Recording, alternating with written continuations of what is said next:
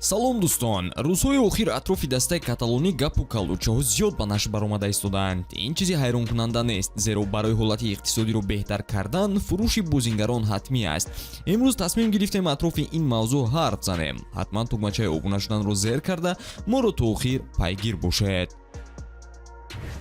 шоми имрӯз Барселона барои соҳиб шудани ҷоми Гампер бо дастаи Монако рақобат хоҳад кард. Дани Олмо пеш аз бозӣ расман ба мухлисон муаррифӣ мешавад ва боз имкон дорад ки ҳамин рӯз дебюти худро гузаронад. Ба ақидаи шумо ҷавонони Барса дастаи Монакоро шикаст дода метавонанд? Тамошои бозиро бо хизматрасониҳои ширкати 1x боз ҳам ҷолибтар гардонед. Дар он ҷо регистратсия осон ва пардохт аз тамоми гӯшовканори дунё дастрас мебошад. Муҳимтар аз ҳама барои шаҳрвандони Тоҷикистон то 8000 сомони бонус бо промокоди TJBARCA пешниҳод мешавад. Ссилкаи бозӣ дар комментария. Ба ҳама муваффақият.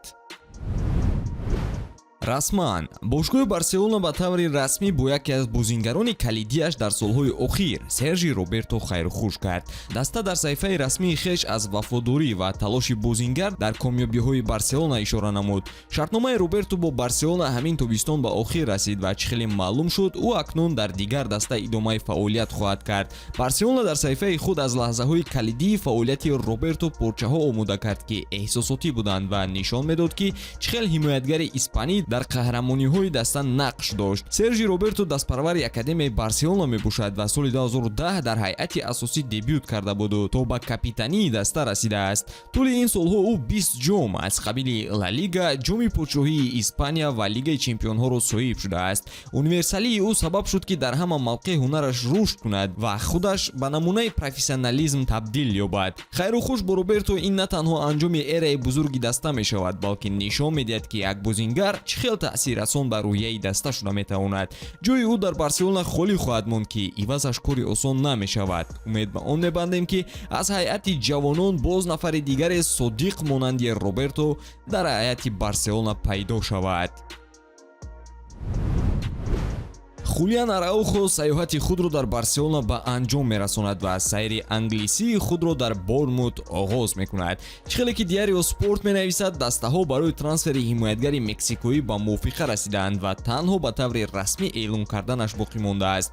Борнмут барои ҳимоятгари Барселона розӣ аст 10 миллион евро пардохт кунад. ёдовар мешавем, ки Хулиан Араухо ба Барселона зимистони соли 2023 аз дастаи Лос-Анҷелес Galaxy гузариш намуда буд. мавсими гузашта ӯ ҳамчун иҷора дар Лас Палмас баромад кард, ки дар 25 бозӣ дар доираи Ла Лигаи Испания ба майдон баромадааст. Ба Араухо дар дастаи наваш барор хоҳонем.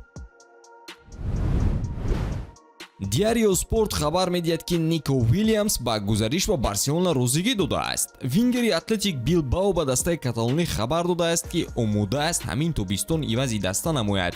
интизор меравад, ки шартнома байни Нико ва Барселона ҳафтаи оянда ба имзо расонида шавад. Пас аз ҷавоби бозингарро гирифтан, Барселона болои он кор мекунад, ки маблағи трансферро, ки 62 миллион евроро ташкил медиҳад, сари вақт пардохт кунад. ин рӯйдоди муҳим ва стратегӣ барои нилнориҳо дар равзанаи трансферӣ мешавад, ки ба ояндаи даста нақши худро мерасонад. роҳбарияти Барселона дар сурати расидан ба ҳадафҳои асосӣ дар равзанаи трансферӣ фурӯшҳои бузургро ба қайд хоҳанд гирифт. ин ҷо гап сари ҳамлагарон ва махсусан Ансу Фати меравад. қаблан низ фурӯши ӯро барои сабукии иқтисодӣ гирифтан зарурӣ меҳисобиданд, вале акнун он ба авҷи аъло расида истодааст.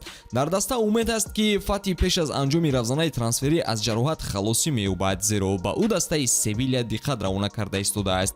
ин ҷо варианти иҷора матрах мешавад, ки қисме аз маоши футболбозро ҳамоно Барселона ба дӯш хоҳад гирифт. дар рӯйхати Барселона ҳамзамон Френки де Йонг ҳам ҳаст, ки каталониҳо талабгоронашро интизоранд. нилнориҳо маблағи фурӯшро муайян карданд, ки ба навиштаи инсайдер Матео Моретто Барселона омода аст бо қабули 60 миллион евро нимҳимоятгари нидерландиро гусел кунад. қаблан диққат аз ҷониби Манчестер Юнайтед буд, вале акнун маркуниянсо маоши баланди де Йонгро дида ин қадар харҷ карданӣ нестанд. хулоса Барселона рӯзҳои наздик боз дар рӯйхати газетаҳои варзишӣ мешавад, чунки фурӯш мисли боду ҳаво ба даста лозим аст. агар шумо мебудед киҳоро аввалин шуда аз даста гусел мекардед, ҳатман дар ин бора дар комментария қайд карда наворҳои ҷадидро мунтазир бошед. то боздид дӯстон.